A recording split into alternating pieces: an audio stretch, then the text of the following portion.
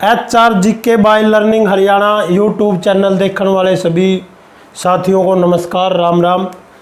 जो आज का टॉपिक है लर्निंग हरियाणा के द्वारा 1923 से लेके 1966 तक का हरियाणा। क्या पढ़ेंगे आज? 1923 से लेके 1966 तक का हरियाणा। 1937 में 1924 में सर छोटू राम ने कौन से लीग की स्थापना की? जमींदारा लीग की।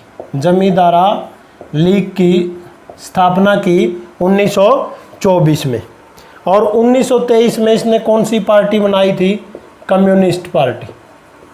कम्युनिस्ट पार्टी बनाई 1923 में। और 1924 में कौन सी? जमींदारा लीग की।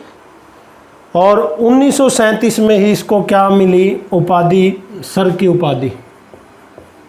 सर की उपाधि इसको कब मिली? 1937 में। अब 1937 में क्या होते हैं? प्रांतीय चुनाव। कौन से होते हैं? प्रांतीय चुनाव। और जो इसकी नई पार्टी थी कम्युनिस्ट, उसने पंजाब की सारी सीटें, पंजाब प्रांत की 12 सीटें किसने जीत ली? कम्युनिस्ट पार्टी ने। और ये चुनाव किसकी अध्यक्षता में लड़ा था? सिकंदर हयात की। सिकंदर हयात के नेतृत्व में ये चुनाव हुआ था। और इससे इस पार्टी की क्या हो गई? वाहवाही हो गई, क्योंकि इतनी पुरानी पार्टी जो कांग्रेस थी उसको इसने हरा दिया था। किसके नेतृत्व में ये चुनाव लड़ा गया? सिकंदर हयात के में। 1923 में इसने कौन सी पार्टी बनाई थी? कम्युनिस्ट। और 24 में इसने जमींदारा लीग की। और 1937 में इसको सर की उपाधि मिली थी। किसकी उपाधि मिली थी? सर की उपाधि। जब इसने पार्टी बनाई कम्युनिस्ट या यूनियनिस्ट पार्टी, तो ये अपना सारा जो कमाई थी, कमाई का 1/3 भाग गरीब बच्चों की पढ़ाई पर लगा देते थे। इनका खुद का खर्च किसने उठाया था?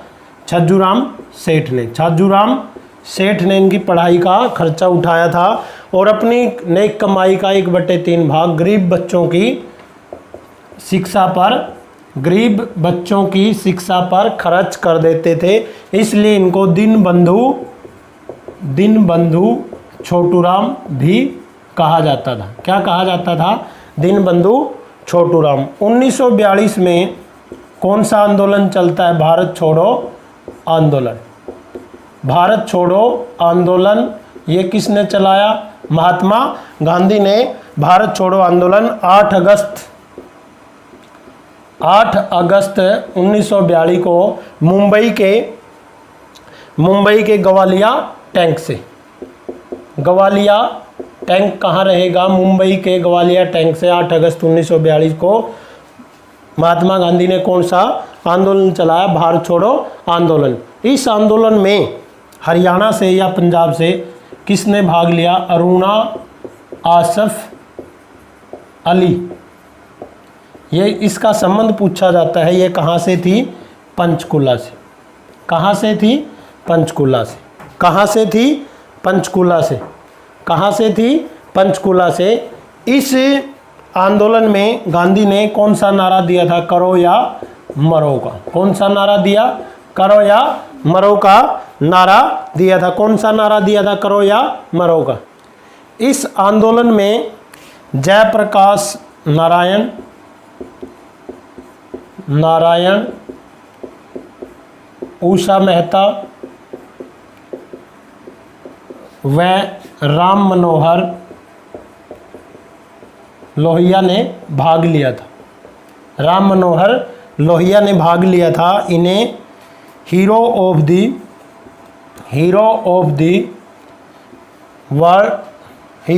द क्या बोला जाता है? Hero of the Usha Mehta, या इन्हें 1900 हीरो ऑफ दी 1942 बोला जाता है। केवल अरुणा आसफ अली को ही क्या मिला था, भारत रत्न मिला था। किसको मिला था, भारत रत्न एकमात्र किसको मिला था, अरुणा आसफ अली को ही। तो दिसंबर 1947 में महात्मा गांधी कहाँ आते हैं, 1947 में कहाँ आते हैं, रोहतक। कहाँ आते हैं, रोहतक के अंदर आते हैं। तो फिर कहाँ गए, पानीपत व मेवात। कहाँ पे गए थे, पानीपत व मेवात के अंदर, क्योंकि 15 अगस्त 1947 को क्या हो गया था, भारत आज़ाद हो गया था।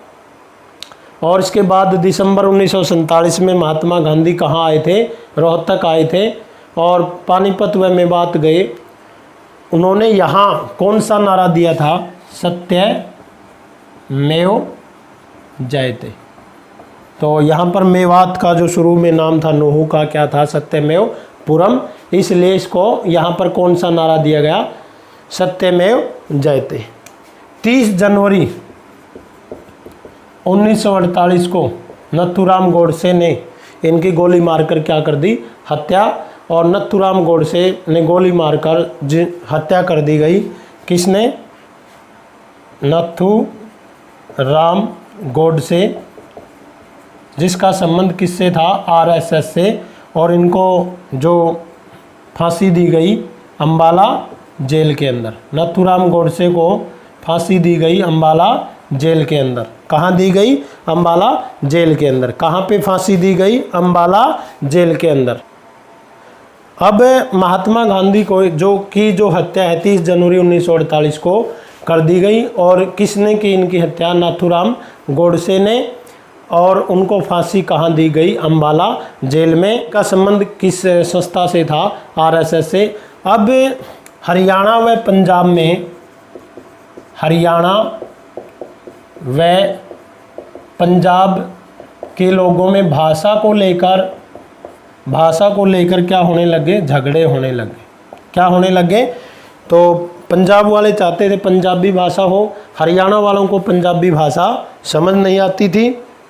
हरियाणा और पंजाब में तो एक 1949 में एक फार्मूला आया, भीमसेन सच्चर फार्मूला। ये किसके नाम पे, पंजाब के मुख्यमंत्री होते थे भीमसेन। कौन होते थे, मुख्यमंत्री। तो इसने एक फार्मूला आया 1949 में, जिसको किस नाम से जानते हैं, भीमसेन सच्चर फार्मूला। तो जो पंजाबी भाषा, तो किस बेस पे आया, पंजाबी भाषा क्षेत्र और हरियाणा भाषा क्षेत्र। तो 1 अक्टूबर 1949 को, 1 अक्टूबर 1949 को ये ज़बरदस्ती लागू कर दिया गया। लेकिन जो ऑफिशियल भाषा क्या रही, पंजाबी ही रही। कौन सी भाषा, जो ऑफिस या राजकीय कामकाज की भाषा क्या रही गई, पंजाबी। इससे न तो हरियाणा खुश हुआ न पंजाब। फिर 1953 के अंदर,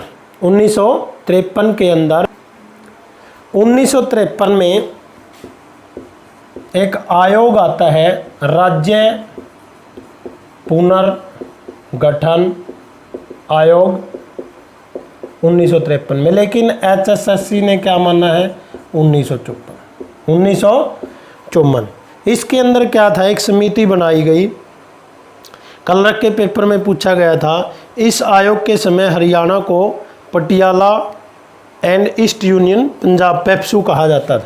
इसके समय क्या कहा जाता था, पेप्सू। क्या कहा जाता था, पेप्सू। कब, 1954 के अंदर। इसका मतलब था Patiala of east, Patiala of east Punjab, Patiala of east Punjab कहा जाता था। East union Punjab, east union Punjab state क्या बोला जाता था, Patiala of east union Punjab कहा जाता था। कब? 1953 में जो राज्य पुनर्गठन आयोग बना, लेकिन HSSC ने क्या माना? 1954। और इसको पेप्सू भी कहते थे। क्या कहते थे? पेप्सू। और इस समय राजधानी क्या होती थी? शिमला। क्या होती थी? शिमला। वास्तव में जो ये आयोग था, ये हरियाणा को बनाने के लिए नहीं आया था, बल्कि भाषा के आधार पर जो झगड़े थे उनके आधार पर ये आयोग आया था, राज्य पुनर्गठन आयोग। लेकिन इसके अध्यक्ष पूछा जाता है कौन थे? फजल अली। इसके अध्यक्ष कौन थे? फजल अली। इसलिए इस आयोग को फजल अली आयोग के नाम से भी जाना जाता है। इसलिए इस आयोग का दूसरा नाम क्या है? फजल अली आयोग। क्या नाम था दूसरा? फजल अली आयोग। तो इस तरह से एक ये छोटी सी वीडियो थी 1923 से 1966 तक का हरियाणा। उम्मीद करता हूँ आपको ये वीडियो पसंद आई होगी।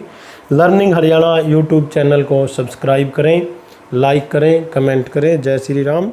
राम राम सभी को।